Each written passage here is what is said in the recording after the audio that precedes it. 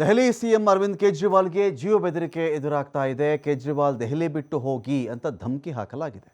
ಕೇಜ್ರಿವಾಲ್ ಡೆಲ್ಲಿಲಿ ಇರಬೇಡಿ, ನೀವು ದೆಹಲಿ ಬಿಟ್ಟು ಹೋಗಿ ಅಂತ ಹೇಳಿ ಧಮಕಿ ಹಾಕಲಾಗಿದೆ. ಎಲ್ಲಿ ಅಂತ ನೋಡಿದ್ರೆ ದೆಹಲಿಯ ಮೆಟ್ರೋ ಸ್ಟೇಷನ್ನಲ್ಲಿ ಮೆಟ್ರೋ ನಿಲ್ದಾಣಗಳಲ್ಲಿ ಮುಖ್ಯಮಂತ್ರಿಗಳಿಗೇನೆ ದೆಹಲಿ ಬಿಟ್ಟು ಹೋಗಿ ಅಂಥೇಳಿ ಬೆದರಿಕೆಯ ಬರಹ ಕಂಡುಬಂದಿದೆ.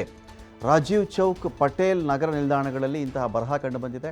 ಎಕ್ಸ್ ಖಾತೆಯಲ್ಲಿ ಮಾಹಿತಿಯನ್ನು ಆಮ್ ಆದ್ಮಿ ಪಕ್ಷದ ಮುಖಂಡರು ಹಂಚಿಕೊಂಡಿದ್ದಾರೆ. ನೋಡಿ, ನಮ್ಮ ಸಿ ಎಂಗೆನೇ ಈ ತರಹದ ಒಂದು ಬೆದರಿಕೆ ಬರ್ತಾ ಇದೆ, ದೆಹಲಿಯಲ್ಲಿ ಇರಬಾರ್ದಂತೆ, ದೆಹಲಿ ಬಿಟ್ಟು ಹೋಗಬೇಕಂತೆ ಅಂಥೇಳಿ. ಒಂದು ವೇಳೆ ಕೇಜ್ರಿವಾಲ್ ಅವ್ರಿಗೆ ಏನಾದರೂ ಆದರೆ ಇದಕ್ಕೆ BJPನೇ ನೇರವಾಗಿ ಹೊಣೆ ಆಗಬೇಕಾಗತ್ತೆ ಅಂತ ಕೂಡ ಆಮ್ ಆದ್ಮಿ ಪಾರ್ಟಿ ನಾಯಕರು ಹೇಳ್ತಾ ಇದ್ದಾರೆ. ಈಗ ಅವರನ್ನು ಯಾವುದೋ ಒಂದು ಪ್ರಕರಣದಲ್ಲಿ ಸಿಕ್ಕಾಕಿಸಿ ಜೈಲಿಗೆ ಕಳಿಸಿದ್ದಾಯಿತು, ಒಳ್ಳೆ ಎಲೆಕ್ಷನ್ ಟೈಮಲ್ಲಿ ಜೈಲಿಗೆ ಕಳಿಸಿದ್ದಾಯಿತು.